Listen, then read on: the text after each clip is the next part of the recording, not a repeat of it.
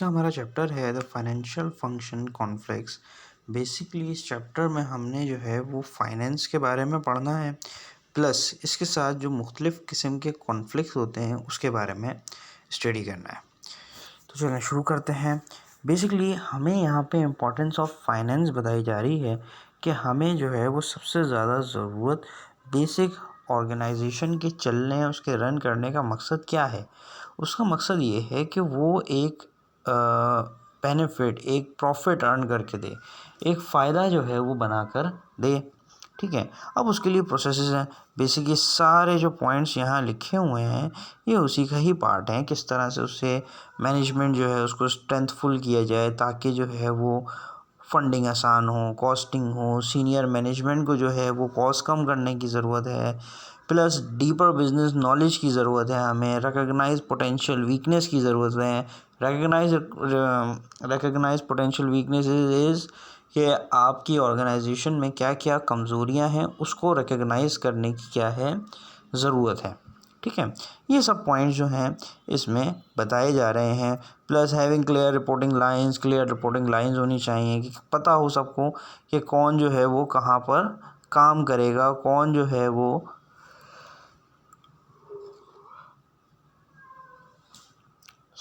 कौन जो है वो किसको बताएगा, किसको जो है वो रिगार्ड्स देगा, किसको जो है वो अपना काम करा हुआ काम जो है वो प्रेजेंट करेगा। तो रिपोर्टिंग लाइंस क्लियर हो। फिर आपके पास आता है बिज़नेस प्रोसेस आउटसोर्सिंग, कि हम बिज़नेस को आउटसोर्स करें किसी थर्ड पार्टी से। ठीक है, बिज़नेस को किसी भी थर्ड पार्टी से आउटसोर्स किया जा सकता है, यानी थर्ड पार्टी से पैसे लेके बिज़नेस को रन किया जाए, ऑफशोर कंपनीज़ की मदद से काम लिया जाए। ऑफशोर कंपनीज़ वो कंपनीज़ जो आपके मुल्क के अंदर मौजूद नहीं हैं। क्लियर, वो कंपनीज़ जो आपके मुल्क के अंदर नहीं हैं, आप उनसे मदद ले रहे हैं। फॉर एग्ज़ाम्पल, आप पाकिस्तान में बैठे हुए हैं और आप जो है वो बाहर किसी कंट्री के लिए कॉल सेंटर जो होता है उसमें अपनी सर्विसेज दे रहे हैं। क्या सर्विसेज हैं? वो कॉल करते हैं। नाइट की जो हमारी कॉल सर्विस होती है वो यही बेस्ड होती है कि अमेरिकन और यूके के जो हैं कस्टमर्स कॉल करते हैं, हम अमेरिकन लैंग्वेज में यहाँ से जो है एक्सेंट में जो है वो जवाब दे रहे होते हैं। तो बेसिकली हम वहाँ का काम कर रहे हैं, तो हम ऑफशोर कंपनी हो गए अमेरिका के लिए। इसी तरीके से मुख्तलिफ अमेरिकन कंपनीज़ और XYZ कंपनीज़ जो हैं वो हमारा काम भी कर रही होती है। अच्छा, कुछ बेनिफिट्स हैं हमारे पास आउटसोर्सिंग के। सबसे पहला आ रहा है कॉस्ट रिडक्शन, क्या हमारी कॉस्ट जो है वो क्या हो जाएगी, कम हो जाएगी। बेसिकली ये तब होता है जब आप अपने एक्सटर्नल सप्लायर्स जो हैं उसको एक इस लेवल पे ले जाते हैं, जब आपका काम बहुत ज़्यादा होता है तो आप उससे एफिशिएंट लेवल पे विद चीपर प्राइस जो है वो क्या करते हैं, परचेज़ कर रहे होते हैं। क्लियर है, अपने जो भी सप्लायर्स हैं आपके, जो भी सप्लाईज़ हैं आपकी, उसको आप क्या किस रेट में, चीपर रेट में जो है वो हासिल कर रहे होते हैं।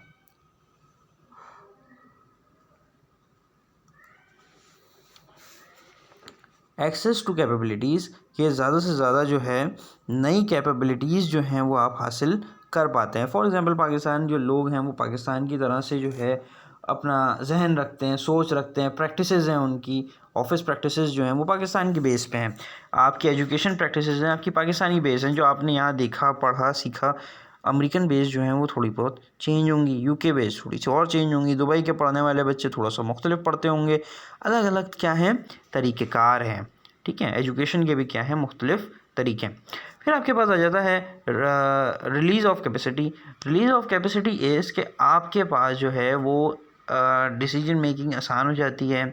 आपके पास जो है वो बहुत ज़्यादा कंसंट्रेशन और वर्क जो है या बिज़नेस जो है वो नहीं होता। जैसे कह लो फॉर एग्ज़ाम्पल जो है आप उसको बेसिक आपने अपना सारा काम किसको दे दिया, आउटसोर्स किया हुआ है। हम उसके बेनिफिट्स ले रहे हैं कि आपको ऑर्डर मिल रहे हैं, आप बाहर से बना रहे हो और दे रहे हो। क्लियर है। अच्छा, इसके कुछ ड्रॉबैक्स भी हैं। ड्रॉबैक्स यानी कि डिसएडवांटेज क्या, लॉस ऑफ कंट्रोल, कि आपके कंट्रोल में कुछ भी नहीं है। आप क्योंकि काम ही बाहर से करवा रहे हो तो सब कंट्रोल क्या है, वहाँ है।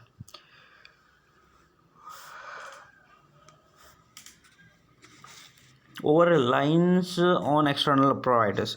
Over Reliance of external provider is कि आप सब मतलब आपको बिलीव, आपका जो काम चल रहा है वो बाहर वालों पे चल रहा है। बाहर वालों से चल रहा है ऐसे मुराद ये है कि सब काम जो है वो आप आउटसोर्स करवा रहे हैं।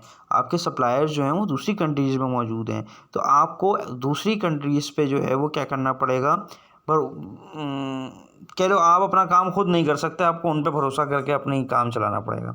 कॉन्फिडेंशियलिटी, रिस्क, इनमें भी जो है वो बहुत ज़्यादा प्रॉब्लम होती है, क्योंकि थर्ड पार्टी आपका जो सीक्रेट्स हैं उसको सीक्रेट्स रखने में कितनी इंटरेस्टेड है ये हम नहीं जानते हैं। क्लियर है। अच्छा भाई, फिर हमारे पास रिस्क ऑफ अनसेटिस्फैक्ट्री क्वालिटी। हमारे पास, क्योंकि हम खुद नहीं बना रहे हैं तो हम नहीं जानते कि कैसी क्वालिटी हमें प्रोवाइड की जाएगी, और हम कह सकते हैं कि भाई अच्छी प्रोवाइड करो, लेकिन हमेशा ये बात ज़रूरी नहीं है।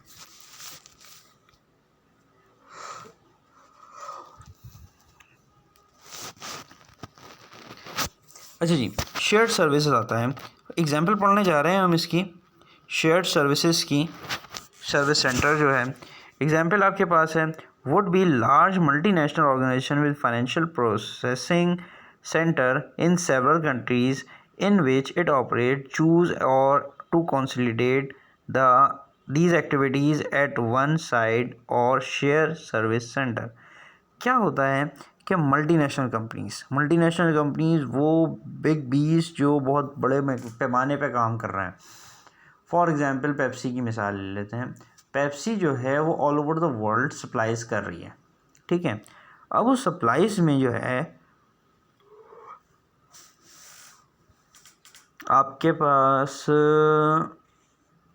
जो अकाउंटिंग है, फॉर एग्ज़ाम्पल हर ऑफिस की अलग हो रही होगी, हर कंट्री की अलग हो रही होगी, हर रीजन की अलग हो रही होगी, हर रीजन पे फिर हर जो है कॉन्टिनेंट की अकाउंटिंग अलग हो रही है। फिर ऑल ओवर अकाउंटिंग के बाद एक रिपोर्ट आती है लास्ट, कॉस्ट सेंटर क्या कर रहा होता है, सारी सर्विसेज, सब चीज़ों को जो है वो मुख्तलिफ तरफ जो है वो क्या कर रहा होता है, दे रहा होता है काम, और लास्ट में जो है वो क्या लेता है, उनसे आउटपुट प्रोड्यूस करता है और अपना काम निकलवाता है। क्लियर है। इसके बेनिफिट्स हैं, हेड काउंट रिडक्शंस, आपको जो है ना वो हर जगह छोटी छोटी चीज़ें पे जो है वो जोर नहीं देना होगा। प्रेमिसेस आपके क्या होंगे, आइसोलेट होंगे, आपको हर कंट्री में एक अकाउंटिंग सेंटर बनाने की ज़रूरत नहीं होगी, हाँ रीजन का है या कॉन्टिनेंट का है तो वो काम कर रहा है। पोटेंशियल फेवरेबल लेबर रेट्स और जोग्राफिकल लोकेशन जो है वो आप अच्छे से अच्छी चूज़ करने की कोशिश करेंगे। क्वालिटी ऑफ सर्विस आप बेहतर से बेहतर देने की कोशिश करेंगे। मैनेजमेंट का बिजनेस डेटा जो है या कंसिस्टेंट मैनेजमेंट जो है आप उसकी भी कोशिश जो है वो क्या करेंगे, भरपूर रखेंगे।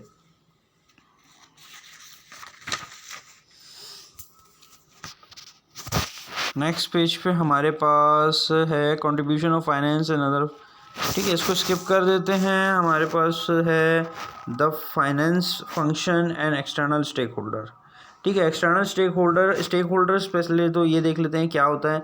Stake holder are those people जो कनेक्टेड हैं आपकी ऑर्गेनाइजेशन से समहाउ। फॉर एग्ज़ाम्पल एक कंपनी में मौजूद अंदर जितने भी एम्प्लॉय मौजूद हैं, वर्कर्स हैं, लेबर है, ऑफिस स्टाफ है, बॉस है, बोर्ड ऑफ डायरेक्टर्स हैं, ये सब क्या कहलाते हैं, आपके इंटरनल स्टेक होल्डर्स, ठीक है। फिर आता है कस्टमर, सप्लायर, गवर्नमेंट, ये सब कौन लोग हैं, आपके एक्सटर्नल स्टेक होल्डर जो आपके ऑर्गेनाइजेशन के बाहर होते हैं, ठीक है।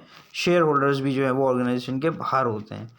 ये लोग क्या कहलाते हैं, स्टेक होल्डर्स कहलाते हैं, एक्सटर्नल।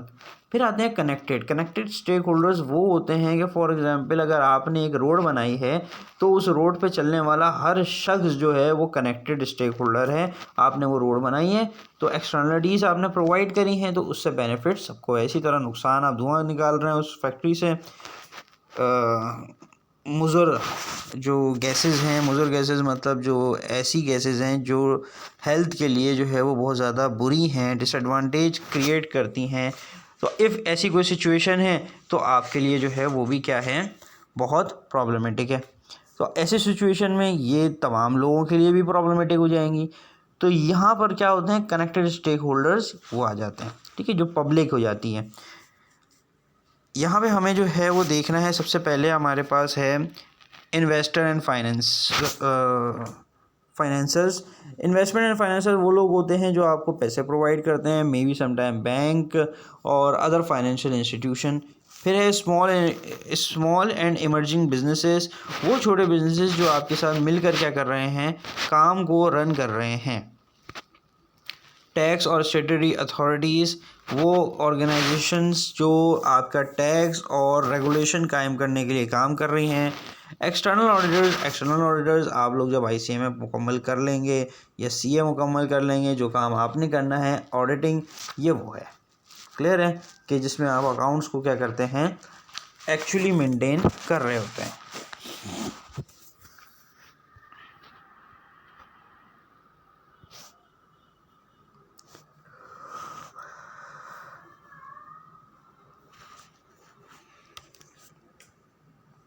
नेक्स्ट हमारे पास आता है कॉन्फ्लिक्ट जो है वो होता है इख्तलाफ इंसान को किसी भी चीज़ से हो सकता है। आपस में दो लोग अगर खाने पे गए हैं ना, तो उनको खाने पे भी इख्तलाफ हो सकता है। एक कहेगा मुझे चावल की डिश खानी है, एक कहेगा मुझे सालन खाना है, एक कहेगा मुझे जिंगर खाना है, तो एक कहेगा मुझे पिज़्ज़ा खाना है। इख्तलाफ होना, इख्तलाफ राय होना, इख्तलाफ का इजहार होना, इन सब में कोई प्रॉब्लम नहीं है, ये होना चाहिए। मगर इख्तलाफ के भी दो कैटेगरी हैं, एक कहलाता है कंस्ट्रक्टिव, एक कहलाता है डिस्ट्रक्टिव। कंस्ट्रक्टिव हमेशा पॉजिटिव होता है, उसका आउटकम अभी या बाद में बेहतर होता है, पॉजिटिव आउटपुट होता है, बेनिफिशरी होता है। अच्छा, पॉजिटिव को जो है वो फंक्शनल भी कहते हैं या कंस्ट्रक्टिव भी कहते हैं। ये तीनों वर्ड्स जो है वो अपने पास लिख लें, फंक्शनल, कंस्ट्रक्टिव और तीसरा है पॉजिटिव। ठीक है, पॉजिटिव और कंस्ट्रक्टिव तो लिखा हुआ ही है, ये कंस्ट्रक्टिव है, ये पॉजिटिव है, यहीं पे आप जो है वो कहीं लिख लें फंक्शनल। ठीक है, फंक्शनल कॉन्फ्लिक्ट, और दूसरे वाले में डिसफंक्शनल, लेकिन ये डिसफंक्शनल की जो स्पेलिंग है वो है DYS and then functional. Functional यहाँ पे जो है वो, चलो मैं लिख देता हूँ, functional, got it, DYSFUNCTIONAL, dysfunctional लिखने के बाद जो है हम इसके कुछ पॉइंट्स जो हैं वो देखने जा रहे हैं।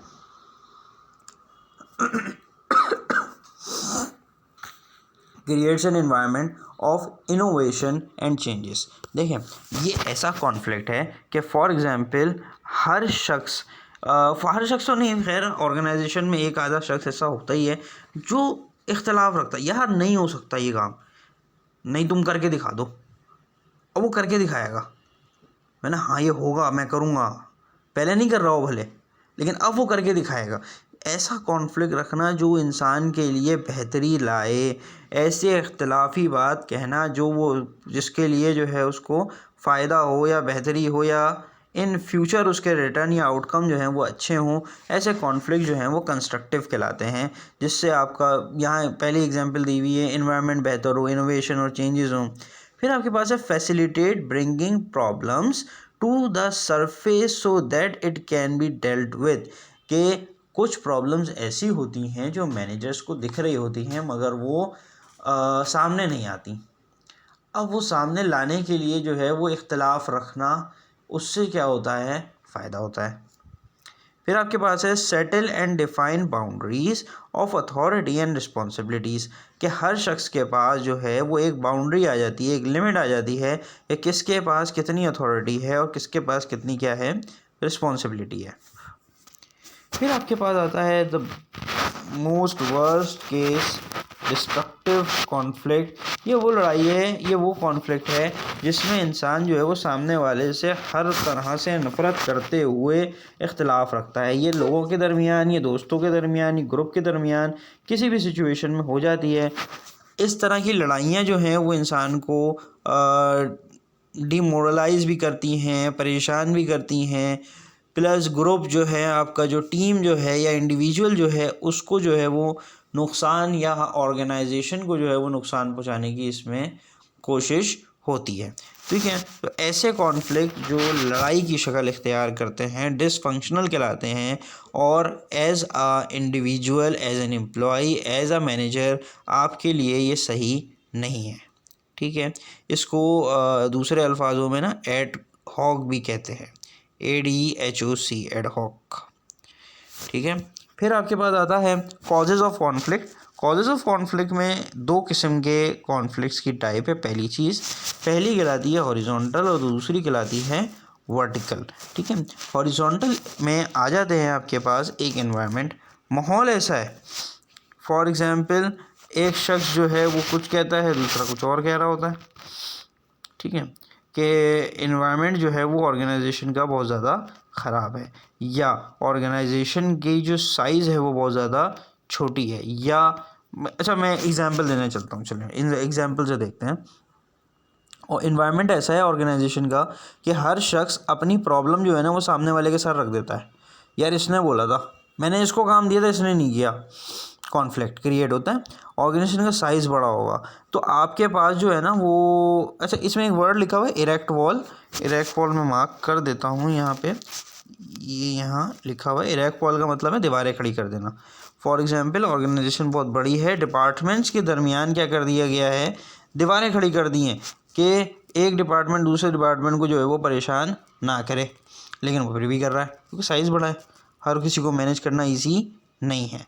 फिर है टेक्नोलॉजी। आप मिसाल ले लें, आप और आपके भाई या बहन को एक मोबाइल चलाना हो एक दिन, ठीक है, आपके आपस में जो है वो इतनी लड़ाई होगी कि भाई कौन पहले चला है। जब यहाँ ऑर्गेनाइजेशन में मशीनें ही कम हैं तो कैसे जो है वो अपना काम चलाएं। अच्छा फिर हैं गोल्स। हर इंडिविजुअल के गोल्स अलग अलग हैं, हर इंडिविजुअल अच्छा ये मैं आपको एग्जांपल दूं, आप जो अपनी ऑर्गेनाइजेशन में जाएंगे आपके गोल्स अलग होंगे, बाकी जो लोग बैठे हैं उनके गोल्स अलग होंगे। ठीक है, फिर आता है स्ट्रक्चर। स्ट्रक्चर भी जो है वो बहुत इम्पोर्टेंस रखता है कि आपका जो है वो फॉर एग्ज़ाम्पल सेंट्रलाइज जो है वो कल्चर है या डिसेंट्रलाइज कल्चर है। सेंट्रलाइज कल्चर होता है कि एक बॉस के पास सारी क्या हैं, अथॉरिटी हैं, और डिसेंट्रलाइज फंक्शन होता है कि जिसमें हर मैनेजर के पास उसके हद तक की क्या होती है, रिस्पॉन्सिबिलिटी होती है, डिसीजन मेकिंग होती है। ऑपरेटिव गोल इनकैपेबिलिटी। ऑपरेटिव गोल्स जो हैं वो क्या हैं कि हर डिपार्टमेंट के अलग अलग गोल सेट कर दिए गए हैं। एक डिपार्टमेंट तो अपने गोल सेट कंप्लीशन कर रहा है लेकिन दूसरा कंप्लीट नहीं कर रहा, तो उसकी वजह से तीसरा भी अपना कंप्लीट नहीं कर पा रहा कि यार जब तक ये नहीं करेगा तब तक मैं कैसे करूँगा। ठीक है, अच्छा टास्क इंटरडिपेंडेंसी क्या होता है कि एक जब तक पहला शख्स जब तक अपना टास्क मुकम्मल नहीं करेगा तो दूसरे के पास नहीं आएगा। अगर पहले ने लेट करा है काम तो दूसरे पे भी लेट होगा, तीसरे पे भी लेट होगा, चौथे पे भी, हर डिपार्टमेंट में क्या होगा, काम लेट होगा। ठीक है, अनसर्टेनिटी जब होती है ना कि यार कल एक बंदे को निकाला जाएगा, अब ये सिर्फ एक अफवाह है।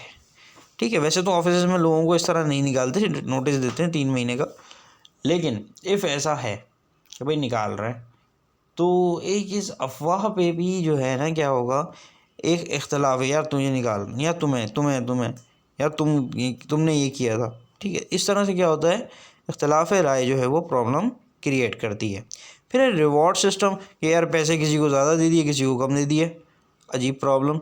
डिफरेंशिएशन जो है वो मज़हब के या आपकी फॉर एग्ज़ाम्पल मज़हब हो गया, आपका हाइट हो गई, साइज़ हो गया, बोल चाल हो गया, कोई पंजाबी लहजा रखता है, कोई सिंधी लहजा रखता है, कोई उर्दू स्पीकिंग है, तो क्या मुख्तलिफ़ लहजे जो हैं वो क्या रखे जाते हैं, तो इस पे भी इख्तलाफ बनते हैं। फिर आपके पास है वर्टिकल कॉन्फ्लिक्ट जो है वो पावर स्टेटस है। देखिए अभी तक हमने जो बात करी हॉरिजॉन्टल की वो क्या था कि हम और आप सेम लेवल पे काम करने वाले लोग हैं, उनके दरमियान इख्तलाफ राय हो रही है, कॉन्फ्लिक्ट हो रहा है, लड़ाई हो रही है। अब हम बात कर रहे हैं हमसे ऊपर वाले या हमसे नीचे वाले। हमसे ऊपर वाले जो है वो हमसे ज़्यादा पावर रखते हैं और स्टेटस रखते हैं। ठीक है, तो उनके और हमारे दरमियान जो है वो कॉन्फ्लिक्ट्स बिल्कुल बन सकते हैं। ठीक है, लड़ाई मुख्तलिफ़ चीज़ों पे, इख्तलाफ मुख्तलिफ़ चीज़ों पे बन सकता है। आइडियोलॉजी, नज़रिया दोनों पार्टियों का अलग अलग है। फॉर एग्ज़ाम्पल बॉस का नज़रिया जो है वो प्रॉफिट है और आपका नज़रिया क्या है कि यार वो 4-6 महीने 1 साल जो है वो काम कर लूँ, एक्सपीरियंस अर्न कर लूँ, इनकम जमा कर लूँ। ये आपका क्या है, आइडियोलॉजी आपकी ये है, नज़रिया आपका ये है। फिर है साइकोलॉजिकल डिस्टेंस वर्कर के साथ मैनेजर्स और या बॉस जो है वो नहीं बैठते। अगर वो बैठे तो उनको अंदाज़ा हो जाए कि ये किस प्रॉब्लम से गुज़र रहे हैं और किससे नहीं गुज़र रहे। स्कैर्स रिसोर्सेज, लिमिटेड रिसोर्सेज होने की वजह से भी जो है वो इख्तलाफ होता है कि फॉर एग्ज़ाम्पल जो है वो आपका मैनेजर कह रहा है यार ये प्रिंटर मैं यूज़ करूँगा, आप कह रहे हो यार आपका काम ज़्यादा है मैं करूँगा। तो ये भी जो है ना वो स्कैर्स रिसोर्सेज, लिमिटेड रिसोर्सेज होने की वजह से ये लड़ाइयाँ भी होती हैं।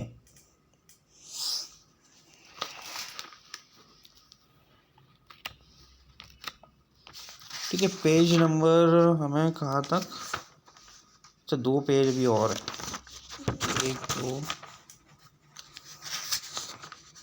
हाँ 2-3 पेज और हैं। इंशाल्लाह ये अपनी नेक्स्ट वीडियो में हम कवर करेंगे। आई होप यहाँ तक आपको जो है वो समझ आ गया होगा।